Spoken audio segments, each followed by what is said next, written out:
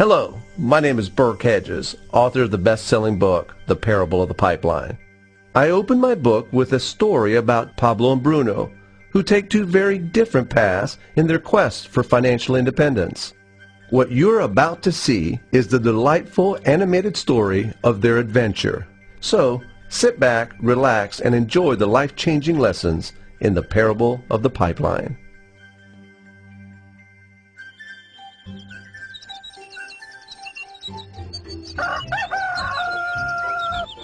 Far away, in a small village, near a beautiful valley, lived two friends, Pablo and Bruno. They were both young and dreamed of a better life for themselves. They'd often discuss their dreams about how they would become the most successful men in the village. They weren't afraid of hard work, and they searched for opportunities to help realize their goals and achieve their dreams. One day, an opportunity presented itself.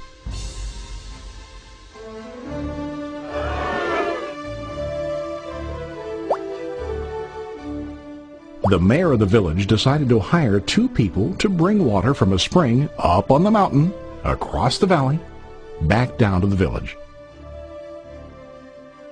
They were to be paid based on the amount of water delivered to the village. Bruno and Pablo enthusiastically got to work. Every day, from morning till evening, they carried buckets to and from the spring. They worked hard, carrying water to the village. In the evening, they'd return home with their day's wages.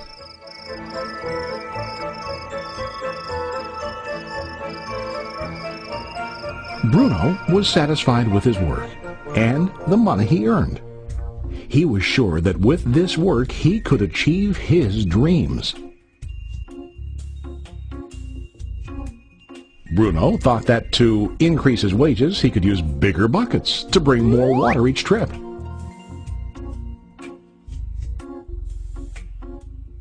He believed with a larger income he would soon be able to buy a cow and the house that he dreamed about.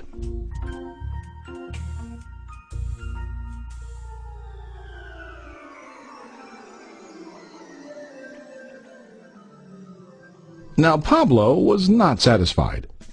At the end of the day, his back and hands ached, and he was exhausted. He was looking for an easier way to earn more. One day an idea occurred to Pablo. He imagined building a pipeline to deliver the water from the mountain spring to the village. With this pipeline, he could get more water to the village without carrying buckets back and forth from the spring to the village.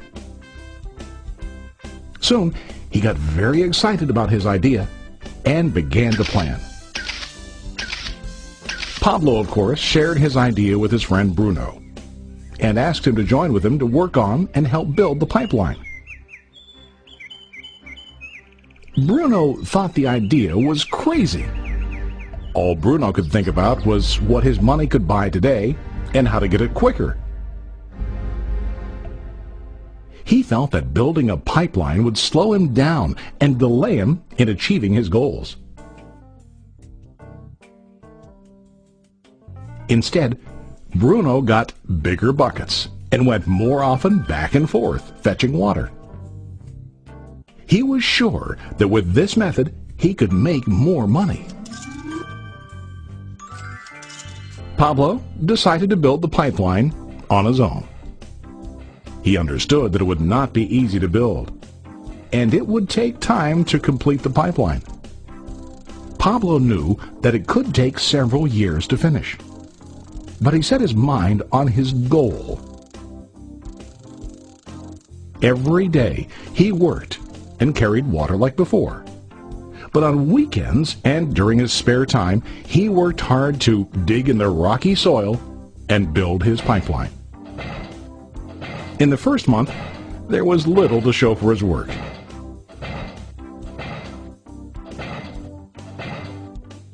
Bruno and the villagers laughed and teased him. They called him Pablo the Pipeline Man. During this time, Bruno's income doubled. He already bought a cow and a bigger house. His lifestyle changed. He now spent time after work in the bar, enjoying his hard-earned wages from delivering water.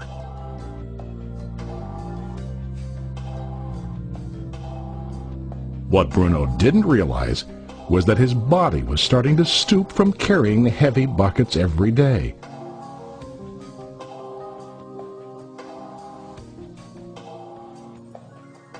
His face looked worn and his body tired. Soon, he began to carry less and less water due to the wear and tear on his body.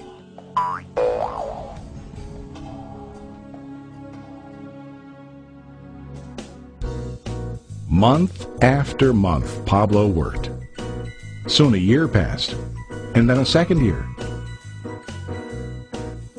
Finally, Pablo finished his pipeline.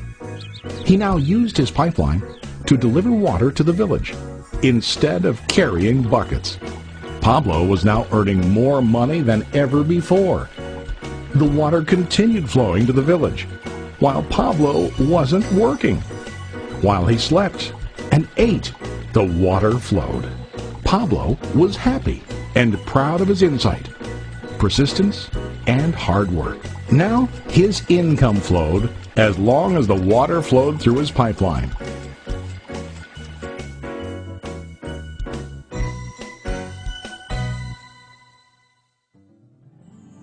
The story of Bruno and Pablo is a reflection of life. Their jobs symbolize what most people do to earn money. Bruno gets his money using buckets. He goes back and forth, carrying his buckets from the spring to the village in exchange for money. To increase his income, he either has to go more frequently to the spring or to use larger buckets. It's common in real life to increase our income by working harder.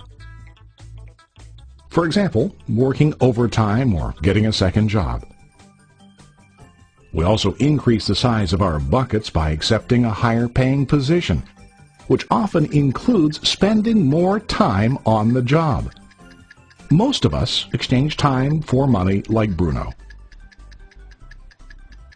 We know that every person has only 24 hours in the day and that it's not possible to use all our time to work. The most difficult time comes when we can no longer exchange time for money due to age, health, or other reasons. Then, our income stops. Now let's review what Pablo did. Very wisely, Pablo did not exchange all of his time for limited income, but he used some of his time to build a pipeline. He knew that the pipeline would bring ongoing income as long as the water flowed. An ongoing income that multiplied the time he worked each day. Pablo knew that someday, maybe because of age or health, he would no longer be able to exchange his available time for money.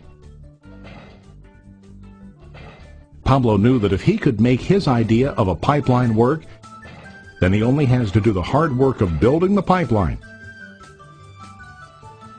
After the pipeline was completed, Pablo was able to monitor and maintain the flow of water to ensure that his income will continue.